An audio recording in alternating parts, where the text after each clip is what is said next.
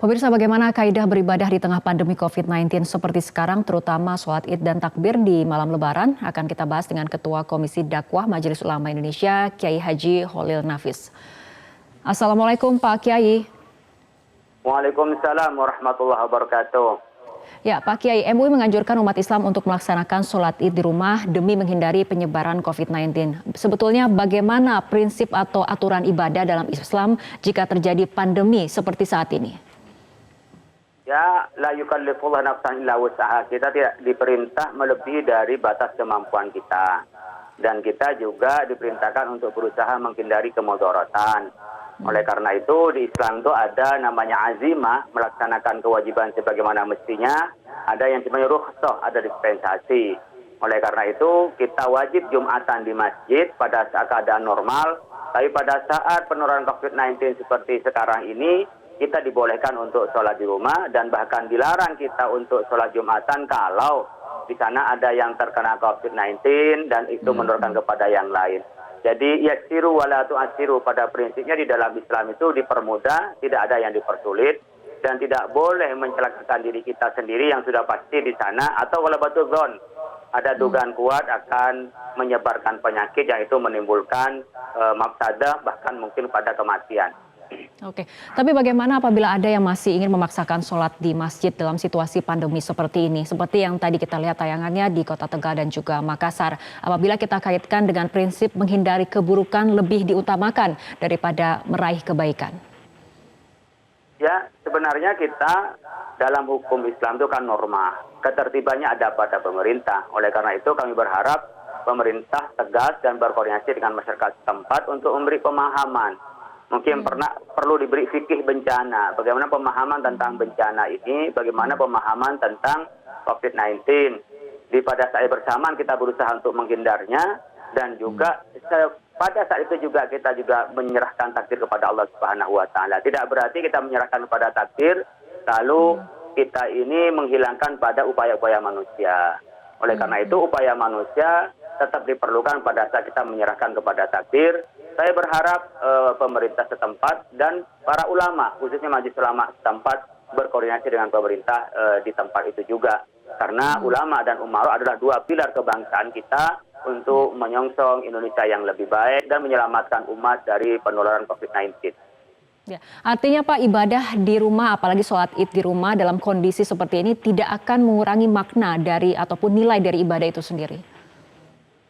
Betul. Jadi kalau kita melihat hadis yang diceritakan oleh Mahmud bin Ar-Rabi pada saat itu ada seorang yang biasa jadi imam sholat namanya Isban bin Malik dan dia orang buta. Pada malam hari pada saat terjadi gelap dan di situ hujan licin maka dia tidak sholat ke masjid. Lalu meminta Rasulullah untuk sholat di rumahnya. Lalu Rasulullah datang ke rumahnya Isban bin Malik lalu Rasulullah sholat di tempat itu. Di situlah bisa jadi dasar bahwa kita sholat di rumah bukan berarti meninggalkan sunnahnya untuk sholat ke masjid. Tetapi kita melaksanakan sunnah di tempat yang lain, yaitu tetap berjamaah di rumah, tetap ibadah di rumah. Dan pada saat kita terjadi uzur seperti sekarang ini, sholat di rumah tak mengurangi sedikit pun dibanding dengan sholat di masjid itu.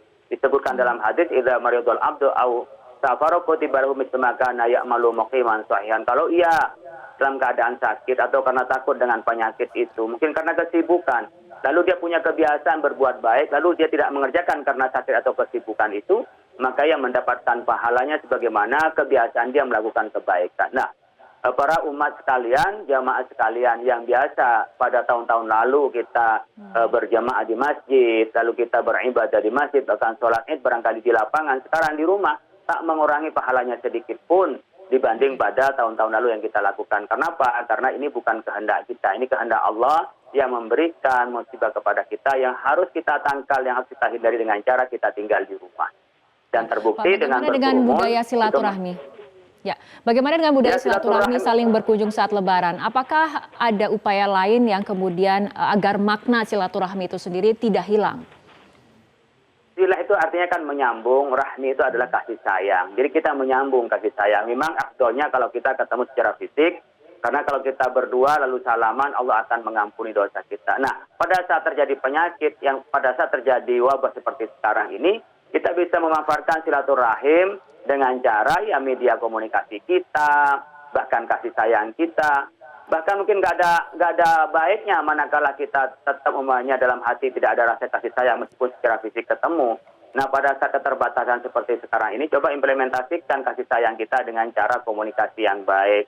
Bahkan bisa membantu saudara-saudara kita yang mungkin berkekurangan terdampak oleh COVID-19. Yang punya kelebihan duit bisa ditransfer, karena sekarang juga ada pengiriman-pengiriman yang mudah sampai ke tempat yang lain.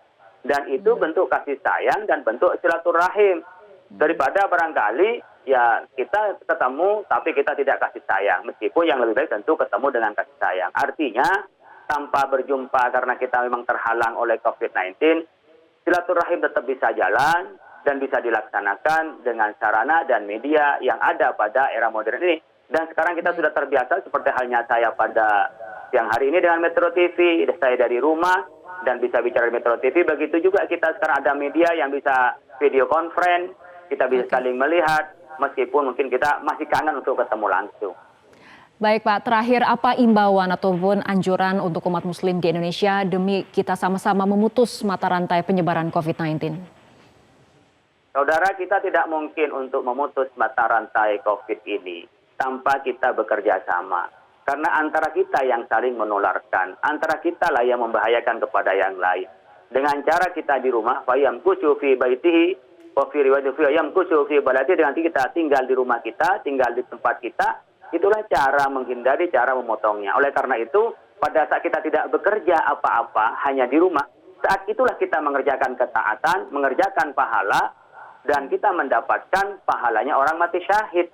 Dengan cara kita tidak bekerja hanya di rumah. Itulah rahmat dari Allah Subhanahu wa Ta'ala. Oleh karena itu, beragama tidak cukup hanya dengan perasaan tidak nyaman, rasa tidak biasanya, tetapi beragama itu kembali kepada ilmu wahyu yang Allah turunkan melalui Al-Quran dan hadis Rasulullah Sallallahu Alaihi Wasallam. Ikutilah para ulama, ikutilah umara pemerintah kita, karena taat kepada ulama dan umara adalah bagian dari kewajiban kita beragama, kewajiban kita juga berbangsa dan bernegara.